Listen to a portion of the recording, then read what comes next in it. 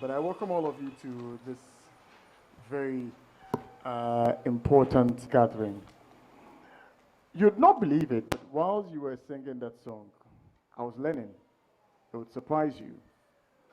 What did I learn? He was teaching you about Tehinta, and I didn't know it was Tehinta. All this while, I've been saying Kenyinka. Yes. And I'm grown enough. I'm above 40 years. So you would expect that I know this, but I don't. But for this very important occasion. And so we are here to learn.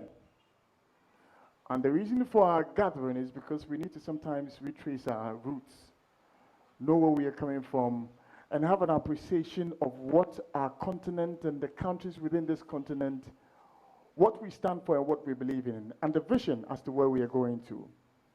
And we all know, as young students, that we say, a people without the knowledge of their historic background is like a tree without roots.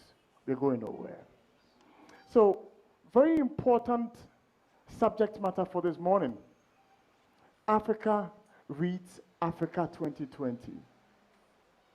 And if I were to go around this afternoon asking each of us, the last time we read any book written by an African would be found wanting.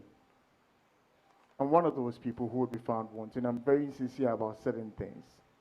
And so this affords us an opportunity to have a reason to go back to books that were written by great African writers, the content therein, and why you and I must absorb them.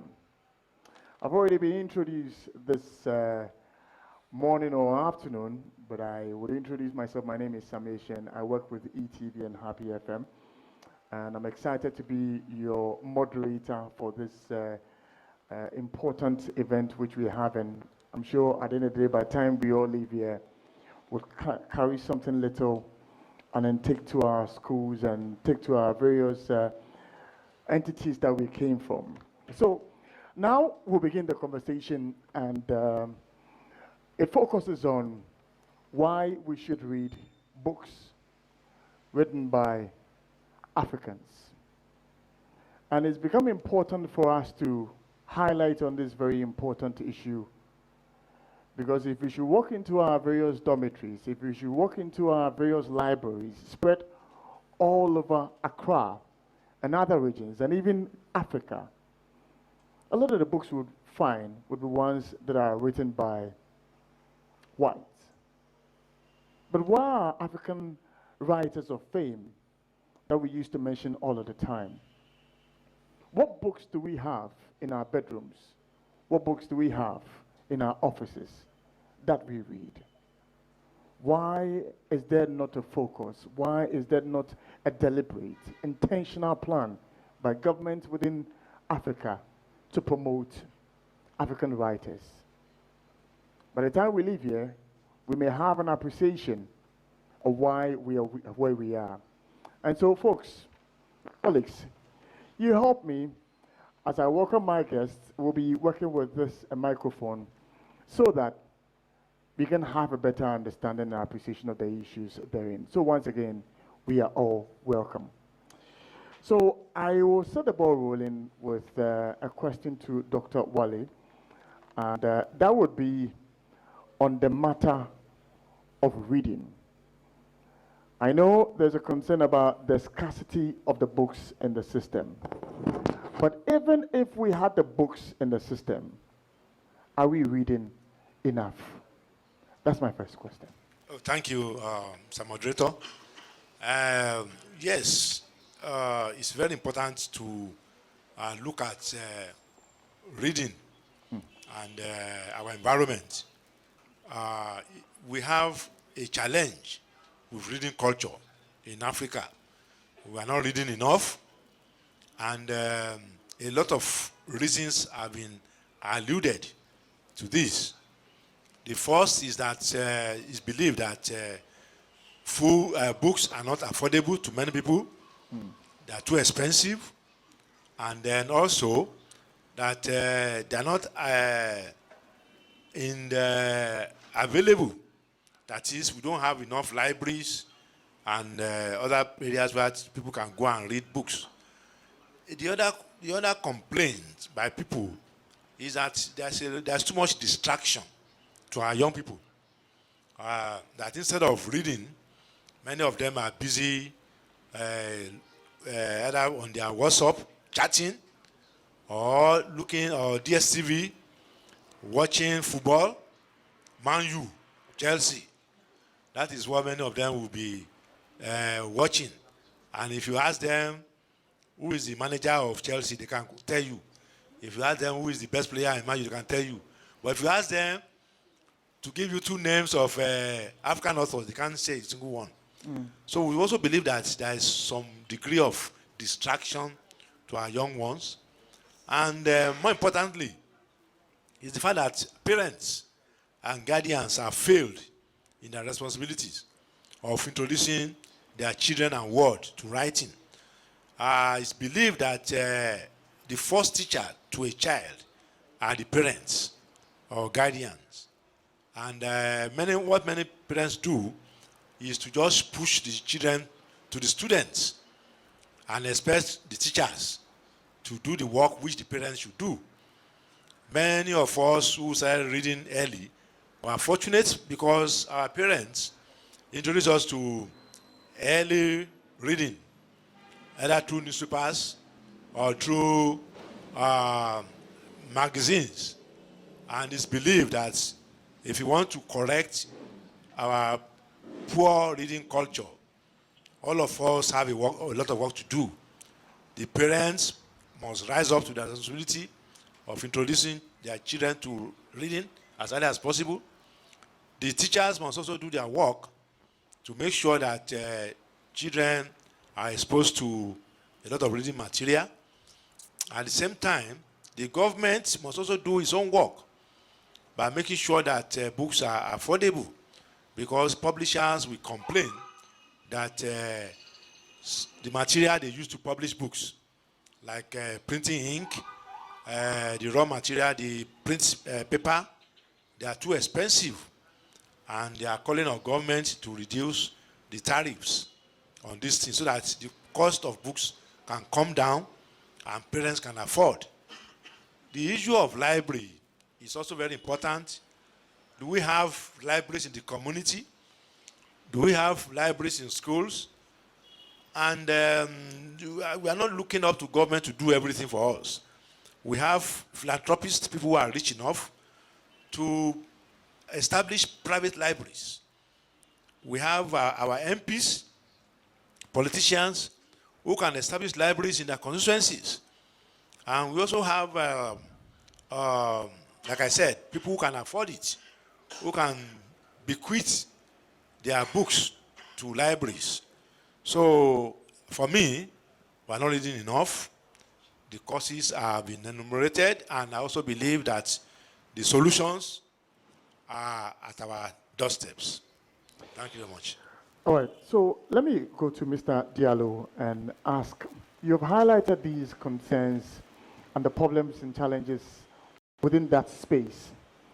But do we see a conscious effort by governments to ensure a drive to counter these challenges that Dr. Wale mentioned? Thank you. Well, it's the first time I'm taking the microphone. Salam alaikum. Malaikum salam. Bonjour. Okay, so happy Africa Day. Actually, it's in anticipation. Africa Day, it's tomorrow, actually. It's 25th of May, 25th of May. The date of the creation of the Organization of African Unity.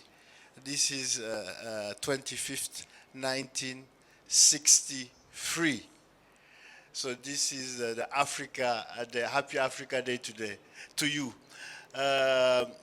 Yes, to come back to your question, the government is paying its part.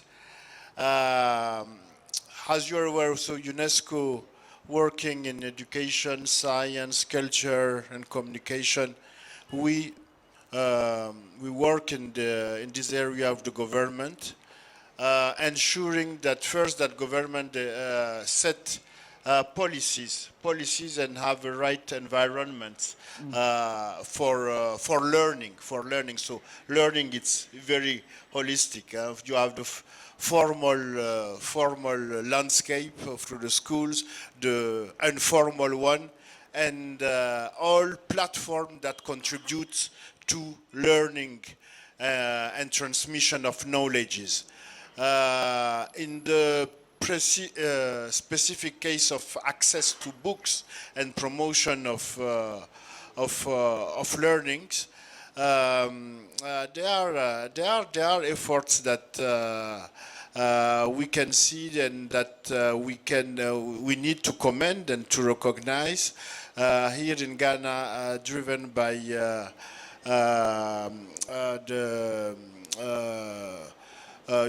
have Bureau Ghana language for the issue of language, but for the book you have the Ghana Book Development Council, which is the agency dealing with book. They are doing a lot to promote the book policy, book use.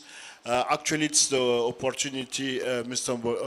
Moderator, to remind that thanks to the effort of GBDC and the efforts of the government, and particularly Accra municipality, the city of Accra will be next year, from 23rd, April 23rd, the World Book Capital. That means from 23rd April 2023 to 2024, Accra will be the World Book Capital. It's a UNESCO program recognizing a capital in the world has a book place. So it is a recognition. It is a recognition that there is a dynamic here, and there's a will to promote reading and the book industry. So just to give you an illustration, I won't say that it's enough. It's not enough, but it is there. It's laudable, and it is to be commended. And there's a lot of actors, non-directly state actors, part of civil society. So you have the Ghana Writer Association here. You have CSO such as the Ghana Culture Forum also. We promote the book industry. You have the Accra Book Fair, International Book Fair, that they organize every August, which is a good platform to promote the book industry, writers, and the creation. So there are a lot of initiatives that we have to commend, a lot of actors that are doing a lot. From the government side, there's still a need to strengthen the environment with a policy. Currently, actually, there's not a book policy. There's not a book policy here, and we need a policy to help and organize the sector. So these efforts, we, UNESCO and other partners, we are here to support them. All right, interesting submission. Professor Wasonu, I will pick your thoughts as to what should African books necessarily contain.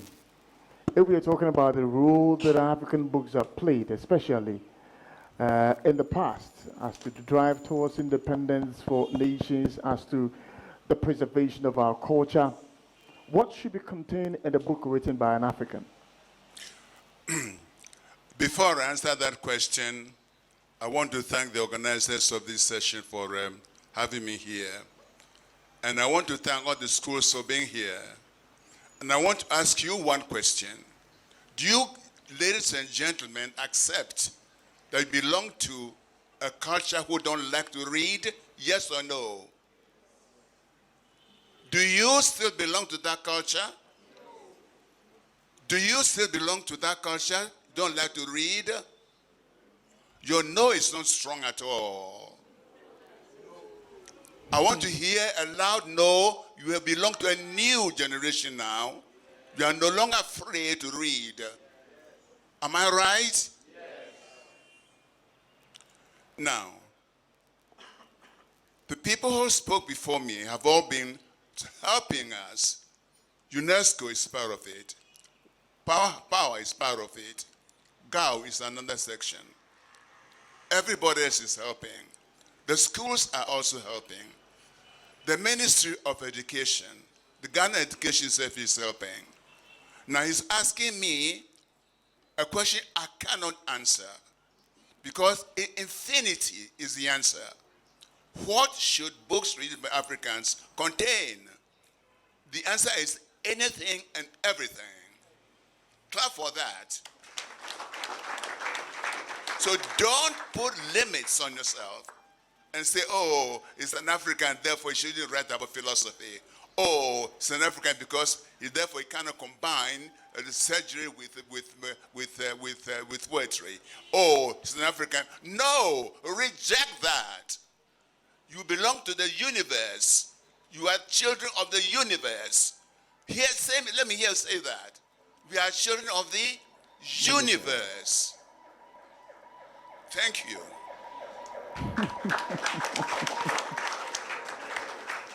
Now, is that not enlightening? Because it broadens the scope of the conversation as to what we can touch and what we cannot touch. But again, I want to contextualize the conversation we are having because the topic says Africa reads Africa. And so it paints a picture of a certain perception as to what an expectation we have of what an African must write. So I come to Mr. Jibo. Several of the challenges we face are there. But we all know we are evolving in a society where technology allows for speedy transmission of data in this respect, content in the form of books to be transmitted. So there are platforms online where you can buy soft copy books and read and all of that. I know the challenge about cost of printing was mentioned by Doc. The challenge about publishing was mentioned. But in this day and age when technology avails itself for us to be able to write easily and publish easily, why do we still have that challenge with technology evolving so speedily? All right, thank you very much. Let me first convey the greetings of His Excellency, Nigerian High Commissioner, Ambassador Ibas Ibok. Good afternoon, young scholars. How are you guys doing? I hope you're catching up with the rhythm of the team. That's great, that's great. All right. I want to thank you for this opportunity. Based on your question, you know, the issue of using of technology in Africa to the content of to portray information is something that we know that Africa actually, in terms of technological wise, we can compare with the other global part of the world. You know, if you look at the statistic, you found out that most youths, they have access to the internet, they have access to their phone, they search on Facebook and other platform. But the question is that how often do they use this platform to access valid information that has to do with education or developing their professional self? You know, it's something that is very challenging. It has to do with the policies issues. In Africa, generally, you find out that there is no system, there is no structure put in place in terms of to educate people how they can embrace the use of technology. People just believe technology is only used, you know, for social interaction without adding any value, educational value. So this constraint, you know, the content of education in the use of technology. Technology is a vital tool that if the student in Africa are empowered or are encouraged right from the schools, through their teachers and from their homes to educate them on the use of technology, the mobile phone they have it. Like on the Google Scholar, there's what Google Scholar whereby you can have diverse literature, you can have books online, different resources. If you want to Google, you find out they are all there. Most of these people, African youth, they are not aware about this. So getting the right information for them to access this information online is very vital.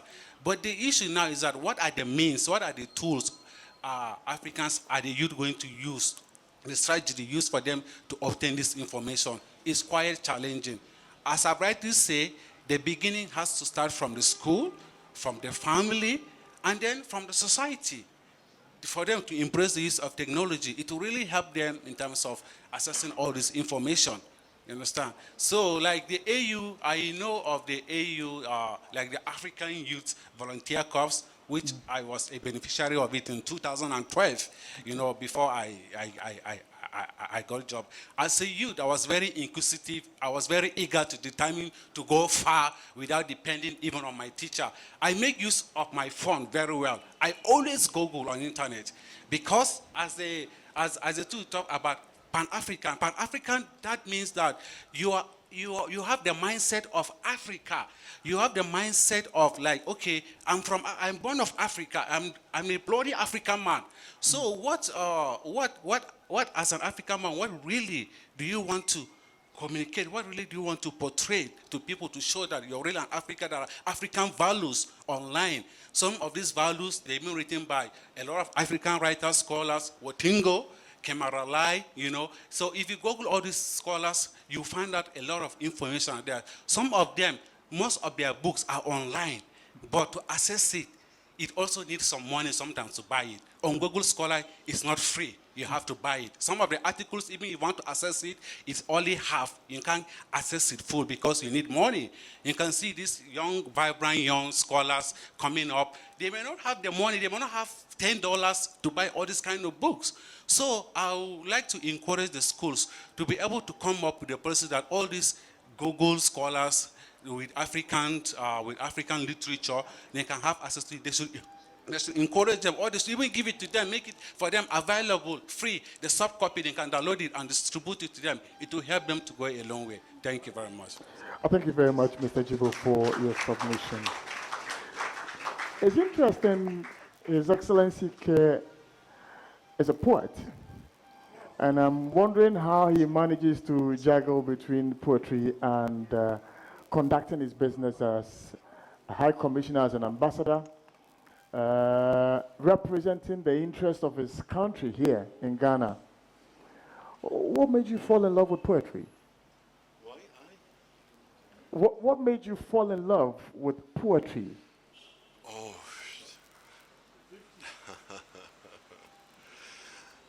poetry is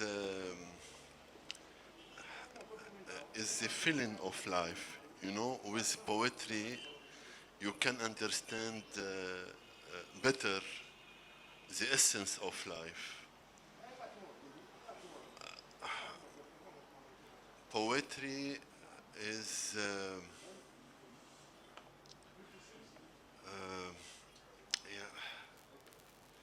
it is difficult to explain, but with poetry you can live deeply your time. You can enjoy.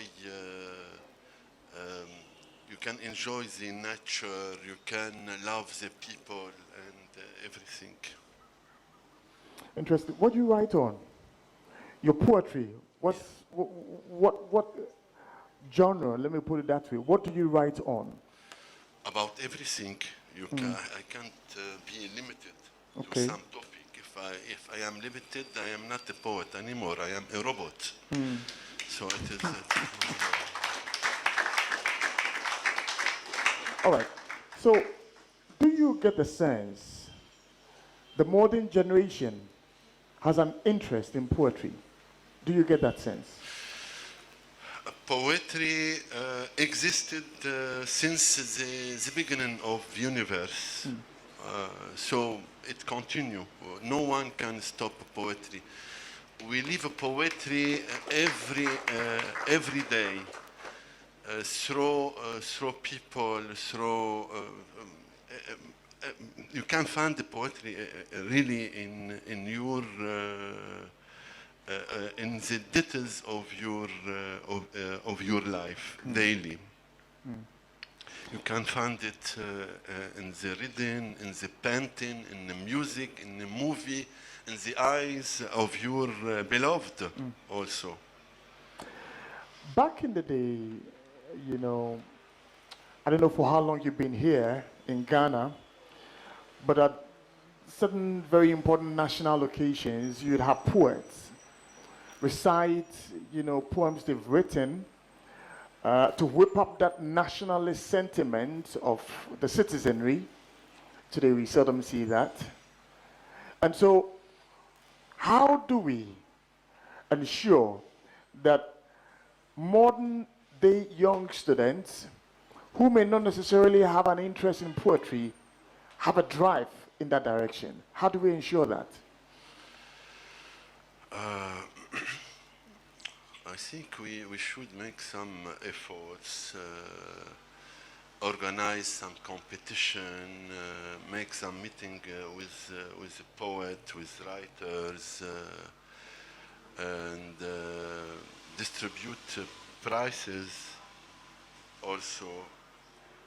And we can you can prepare like a forum of poetry, forum or what we say, even seminar. You invite poets to interact with students, with all people. Interesting. I don't know about your country, but this is a general one. Any of you, my panel members, can pick it up. In our educational system, and I'll use Ghana for that matter, and thank God we have medical doctors amongst us. When we are going to school, the literary courses are underrated, and we rather would want to project the sciences. So much so when you're transitioning from, let's say, JHS to SHS, they're looking at your sciences as an elective based upon which you be placed somewhere. Do we look down on literature on the continent? Any of my panel members can answer this for me. If we look at our educational system and how our syllabus is run, do we look down on literature?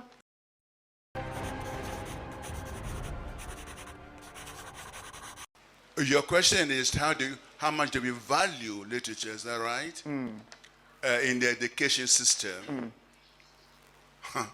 Let's ask the customers, the internal customers. What do you think? Do you think your schools value literature? No, they don't. You have what is called STEM, right? Yep. STEM education, right? Is literature part of that? STEAM is now emerging, I'm aware of that. But it's the tradition, I'm afraid. Now, let me tell you a secret, one secret. In some university, it was found that the students who do best in medicine, what was the subject at entry point which predicted they're doing well at the exit point? Is it biology? Is it physics? Is it English literature? Is it mathematics? What do you think is the right answer consistently? It is English. Yes.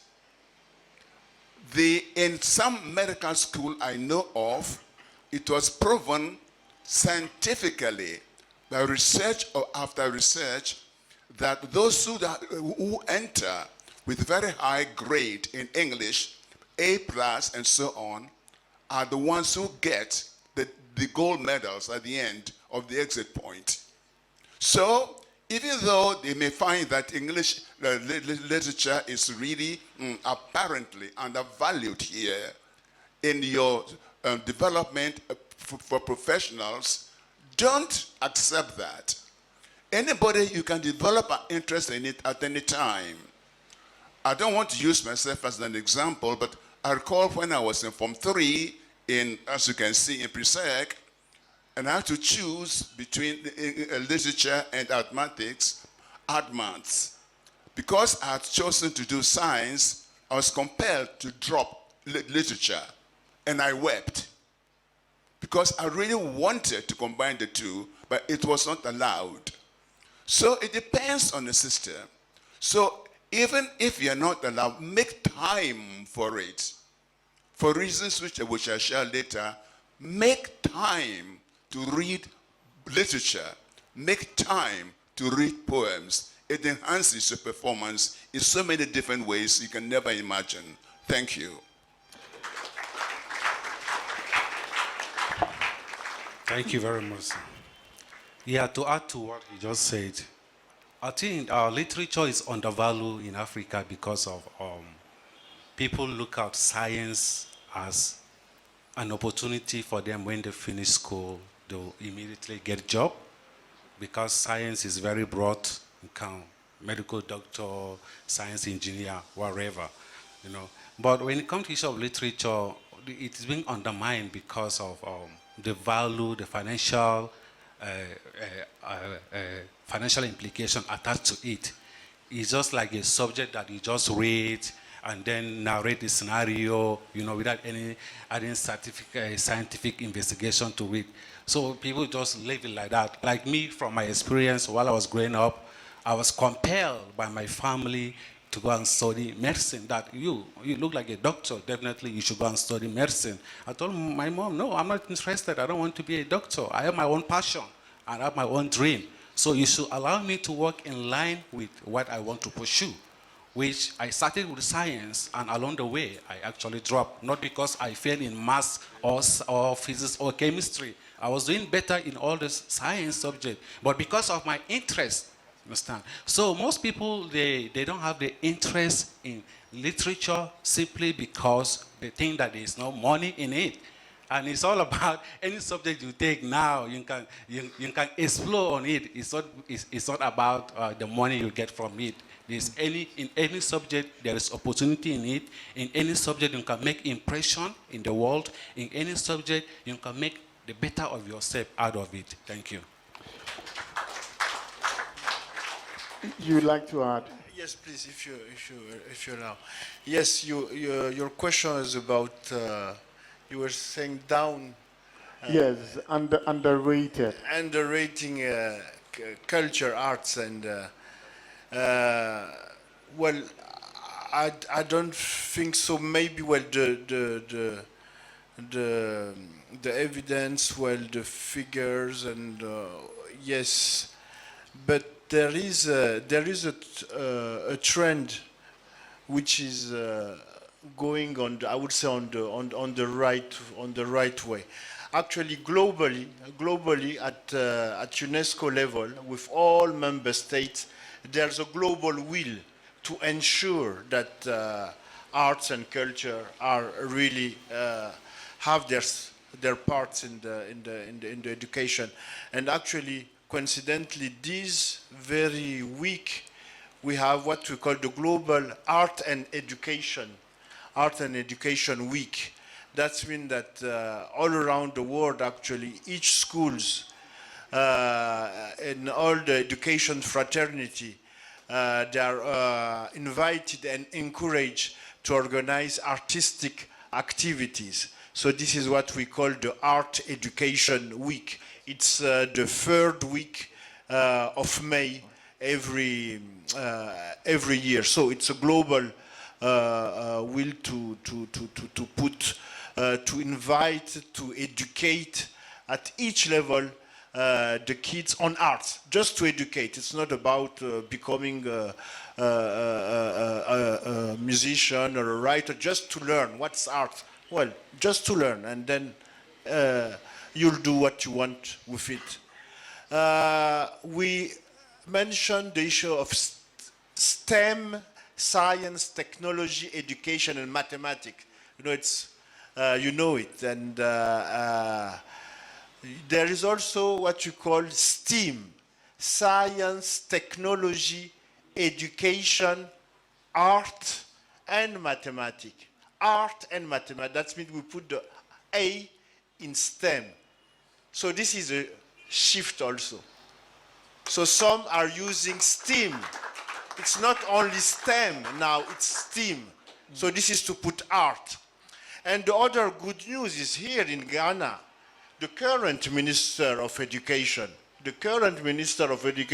one of his mantra actually is to ensure that arts is at the heart also of the education, and that all who use also are in the arts discipline or may have also the opportunity to go and choose scientific specialties.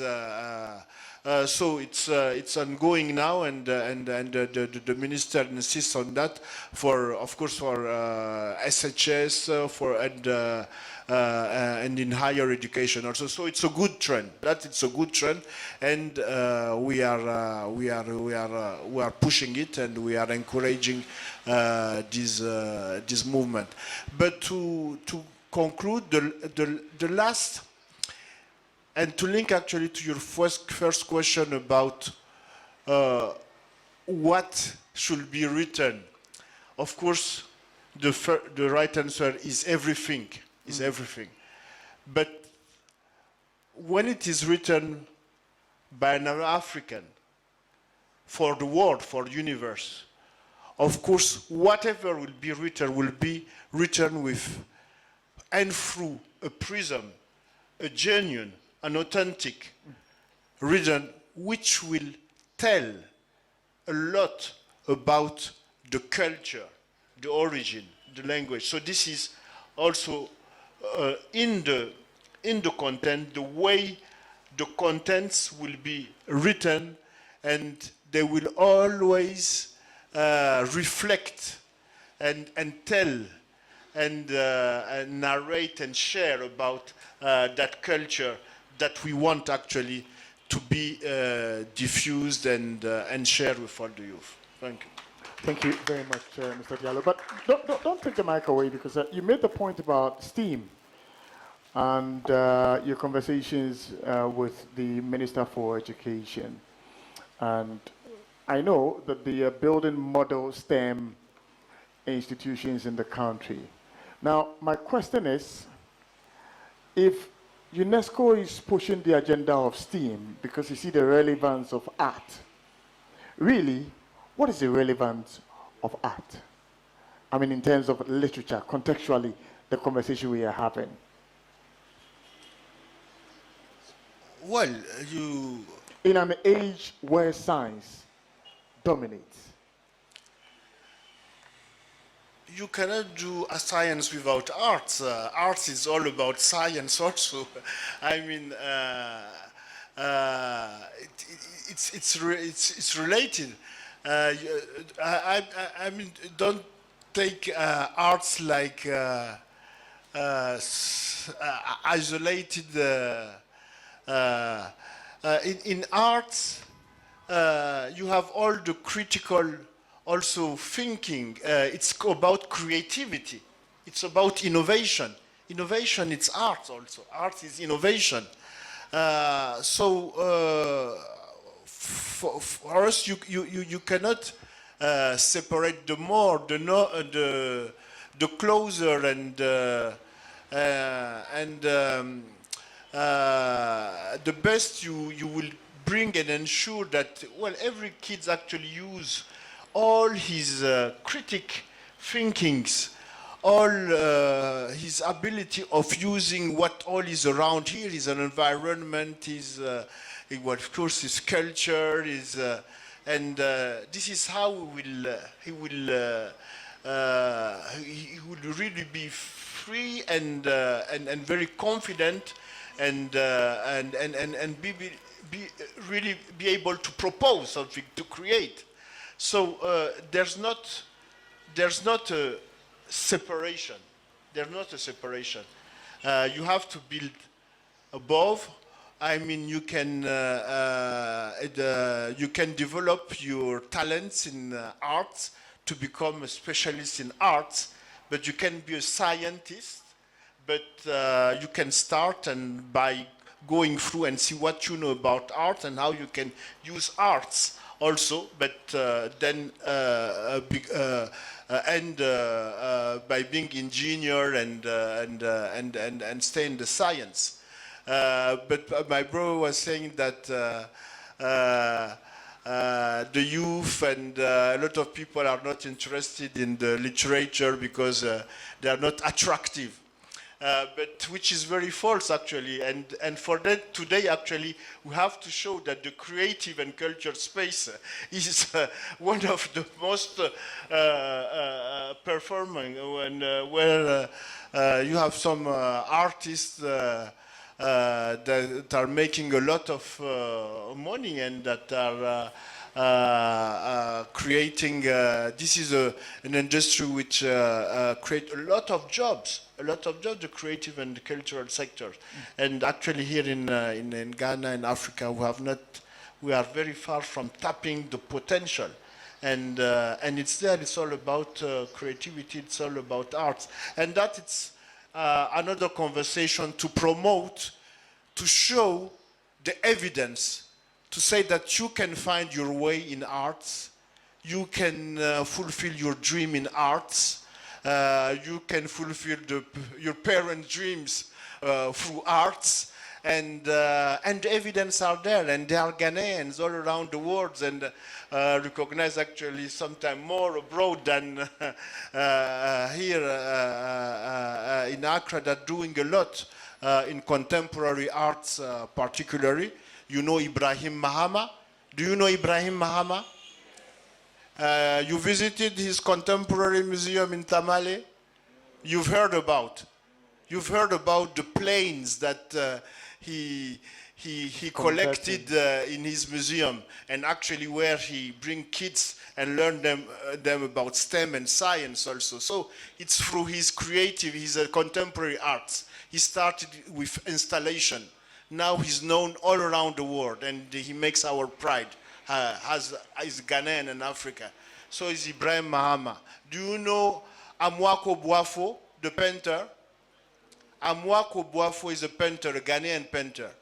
Do you know that some of his painting is sold $1 million in New York or Paris? Currently, there are exhibition in Paris and New York. So it's in art, in contemporary art. So just to give these two examples, you know all your stars in music. So there are those ones, you know how popular they are. Shatawale and all the others. So just to say that in creative and cultural sector also there's a lot they can do, make their way. Thank you. Thank you very much, Mr. Diallo, for that input. We will be ending this session very shortly so that we can go into our various groups to have our reading session. But there's a critical question we must answer before we break up this session. And that has to do with funding Africa Reads Africa. Is there enough support in terms of funding to see we have more authors who are writing more African books for our children, for our wards to read? Oh, His Excellency has to leave. Okay, so folks, you have to bear with me, but that question still lingers when we are done. But His Excellency has to give us a poem. He's written a piece for us, and so when he's done, he'll be begging leave of us to continue with ambassadorial work. And so if we may listen to him, he's written a very beautiful poem for us. May we listen to him? Forest, seen it is nocturnal melody, and the light rain shares the tune magically, like a river on the edge of ecstasy. The sky and water symphony awaken in the breath of creatures, latent desires ardently. The drumbeat fuels the fire in the most pores with the perfume, black eyes, blazing stars, naked bodies and smoke dance belatedly. The night ends, it is eternal morning gracefully, adorned with the flying red sparks amazingly. The trees dazzle freshly with morning dew, and the reeds grew sporadically. O thunder of African night, sigh, give me back life, open up my heart to love eternally. Thank you.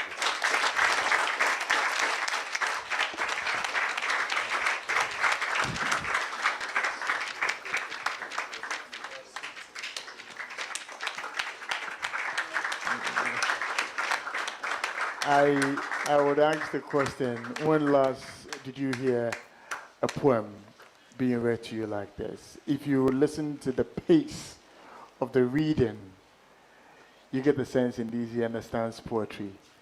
Because poetry is about knowing when to put your punctuations and your breath control and everything. And he was beautifully exhibiting that as he was reading to us. And it brought me to the moment when, as a young boy, I would watch television and they are showing By the Fireside. And we didn't joke with it.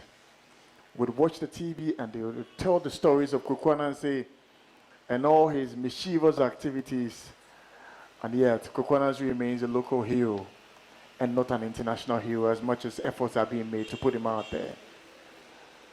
Ghana has Kwekwanansi. Nigeria may have their hero in terms of their folklores and stories they tell. But does the world know about our heroes? I know about Ali Baba. I know about the others, all the other stories, Robin Hood and the rest of them.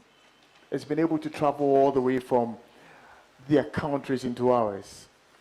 But do we have the funding to push Kwekwanansi to the world? Do we have the funding to push the heroes of African Orient to the world? Again, it's an open question. May a panel member who deems it fit to respond for me. Oh, thank you, Mr. Moderator. I will respond because this is my problem.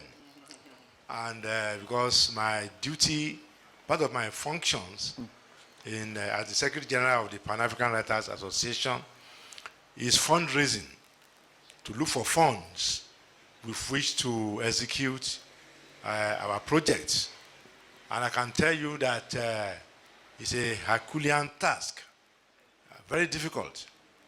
It's many of our donors and government agencies prefer to donate money for things like beauty pageants or dancing competition or some of these television activities involving young people who show themselves to the world.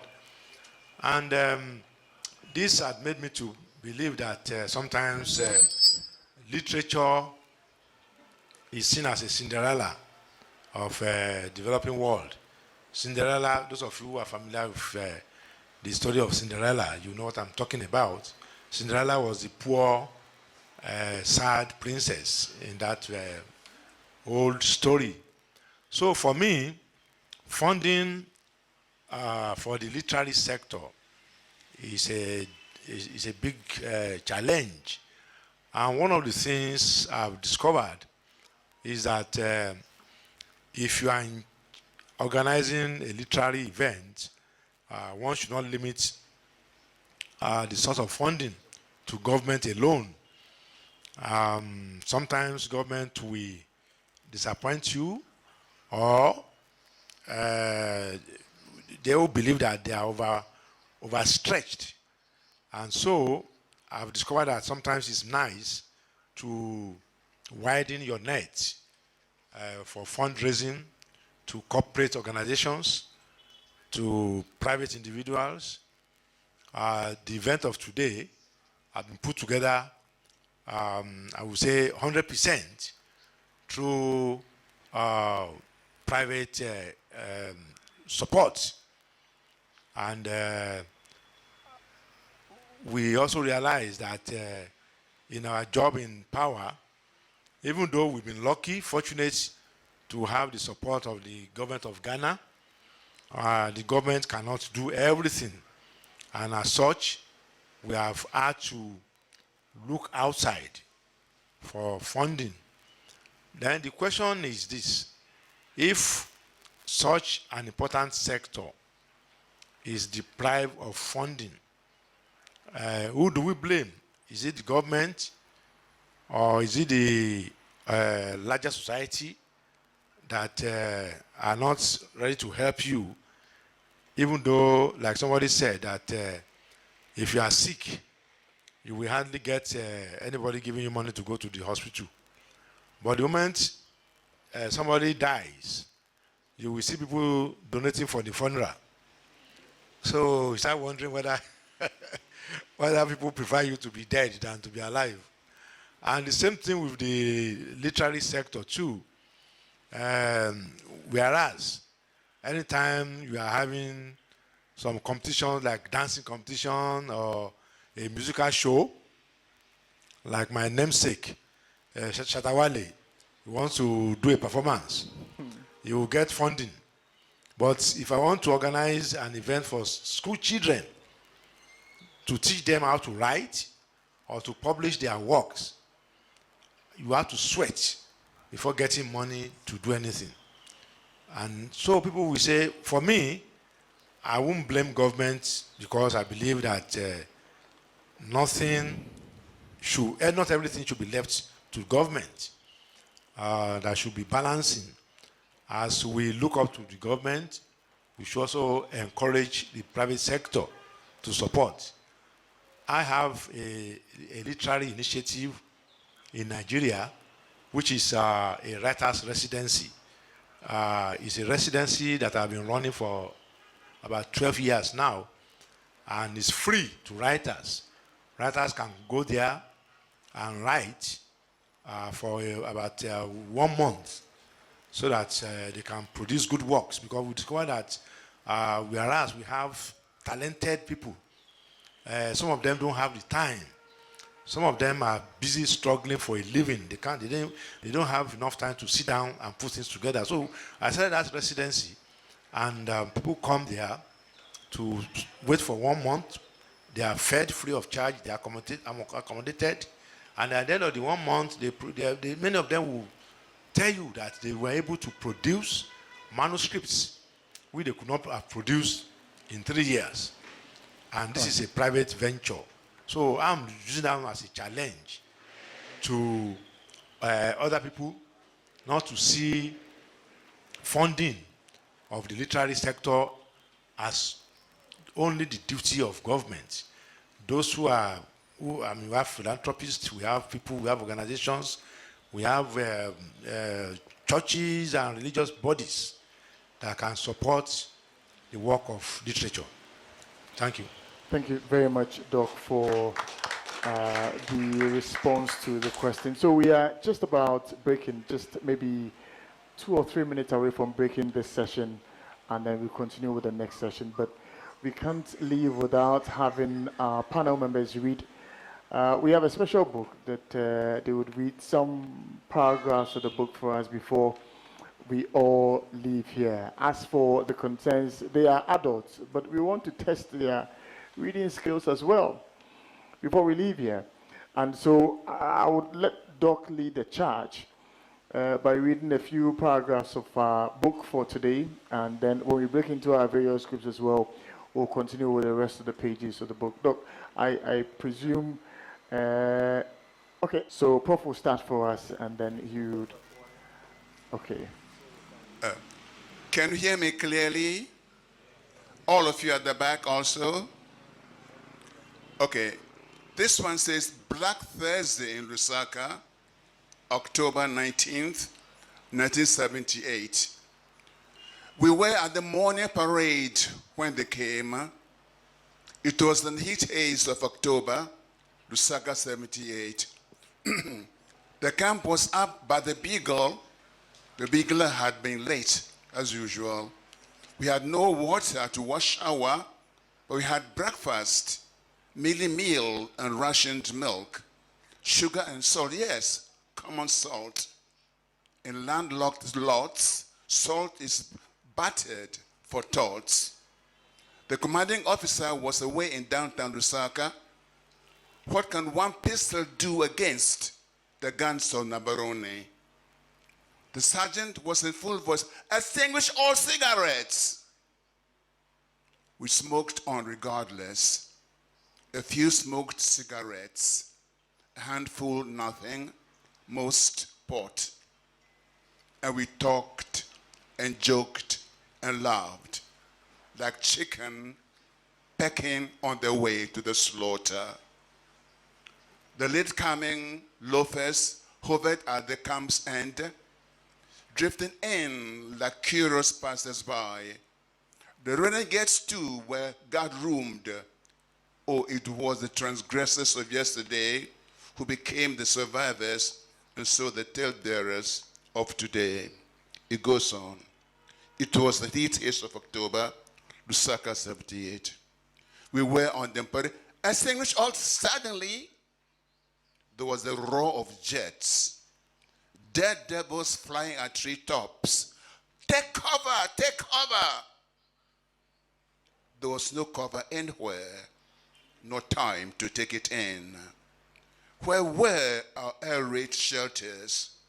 Where are underground bunkers? What chance have they old chicks against a squadron of swooping hawks? Dry leaves burn well at petrol and sea. They burn even more. It was in the heat haze of this October, circa 78. The roar of the jet was drowned by the bomb's blast. It was like inch-near thunder and just as deafening. The flames roasted our backs, our flesh, blood, and bones, our brains and spleens, blast dispersed, mingled with the dust of that October in Lusaka. Phosphorus, the color of gold, is flesh, while still glowing like molten gold. Is banned, but who cares? You are black and you are damned. Most died where they fell. They were the best in the camp.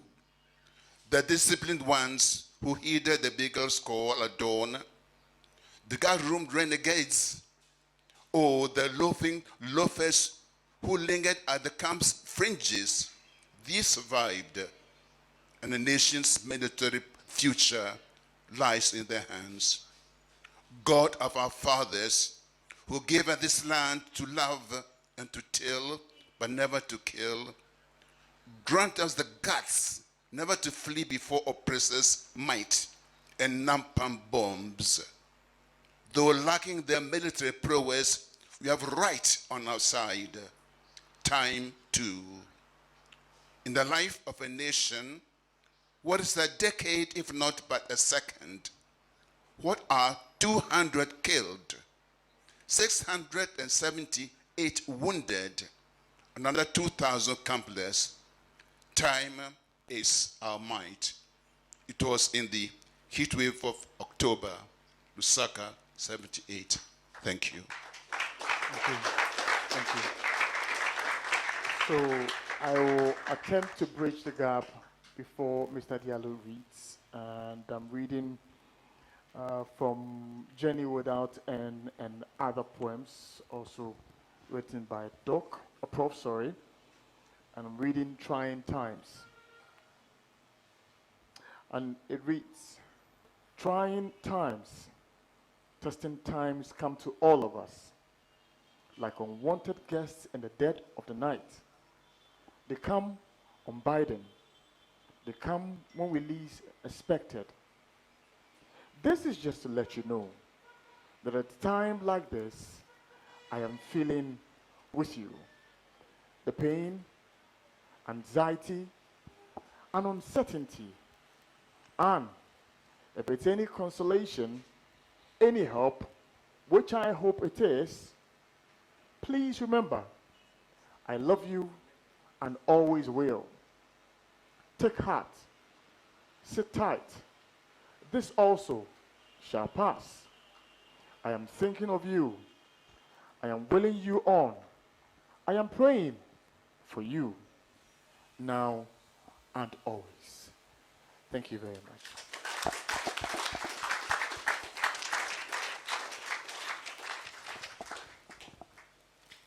Thank you. So I have the responsibility to read the last one, and so I follow my brother, and my poem also is an abstract of the book Celestial Bride and Other Poems by our esteemed Lade Wasurno, Prof. So I will try and read for you this poem entitled Smiles of Music. Her smile is music. It's a delicate delight and dyes you with a residue of fragrance and glow. And to all things simple and good, you become the ordained repository. She is the angel of joy, with happiness intense and sure. The ring in her chime respects no time, and over the days it never decays. Amidst evil's ravishing worst, she looks her ravishing best, for beauty is her game, and wisdom her name. This poem was written here in Accra in January 1998. Thank you. Thank you very much. So at this point, I'll rise because we are almost done with the first session of a very beautiful engagement. I'm hoping you guys have enjoyed yourselves.